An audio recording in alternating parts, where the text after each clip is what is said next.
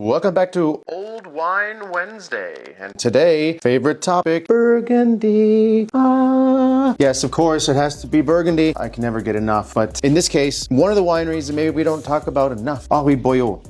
Maybe better known for his white wines, like this right here, his Monopole, one of my favorites in the portfolio, the Clos La Mouchère, or of course his many other Grand Cru, Premier Cru whites. Actually, he makes some fantastic red wine as well. And I have a really close connection to this 1961 Volnay Cailleret for so many reasons. One of the first really great old Burgundies I ever had was, or at least that's still in my memory like it was last week, was many moons ago in Chicago, and it was a 1966 Pommard. 1966 Pommard Village, and it was absolutely insane-o. So he kind of brought those memories back when a friend brought this one to me. 1961, not the most epic vintage. Maybe in the lineup, it's behind 66, 64, 69 even. But again, it's evidence that when a wine is great, it's not about the vintage. You know, we say there are no bad vintages, there's only bad wine. And that's certainly true, especially in a place like Burgundy, where the vineyard and the winemaker play so much of a role. You know, we've also talked about how the Bordeaux bottles and sediment and blah, blah, blah, and why they're made. And people think Pinot is so delicate. And so,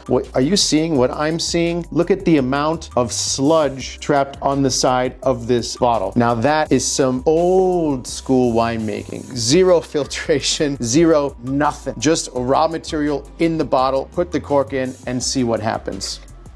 Wow, I mean, this is such a beast. It took 3 hours to open. And with these kinds of wines, you can decant them. As I've already said before, I'm a big fan of decanting, but I think what you should do is pour a glass out or two and then let it just kind of chill. And then check back on it 1 hour, 2 hour, 3 hours, 4 hours, and just see how it's going. You know, it's like a conversation. Maybe you have to warm up a bit. Maybe you have, maybe as an introvert, you gotta let them open up. But anyway, it took about 3 hours. Now, on the next day, geez, Louise, that is nuts. It's still crushing it. If you thought that Pinot, it's so delicate, it's such a no. No, God, please, no.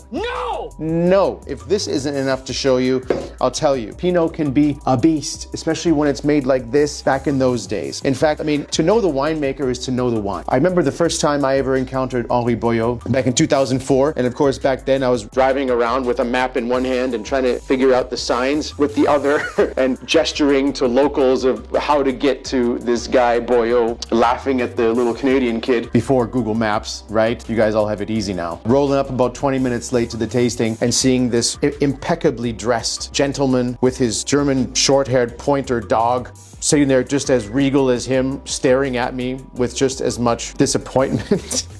And he looked like he was fresh from the fox hunt, but he also fresh out of a magazine page, and so martial and so strict and so correct. And he just looked at me and basically said, so you want to taste?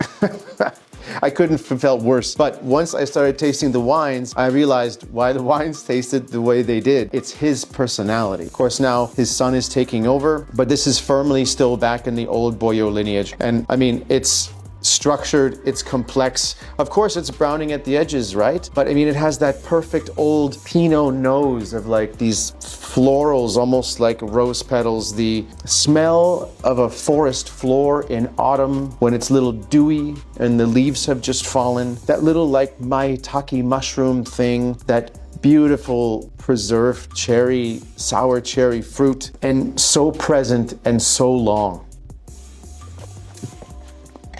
I mean, it's drinking history, right? I love paintings and I love sculptures, but being able to actually feel it on your palate, that's something else. We'll see you next week for another edition of Old Wine Wednesday.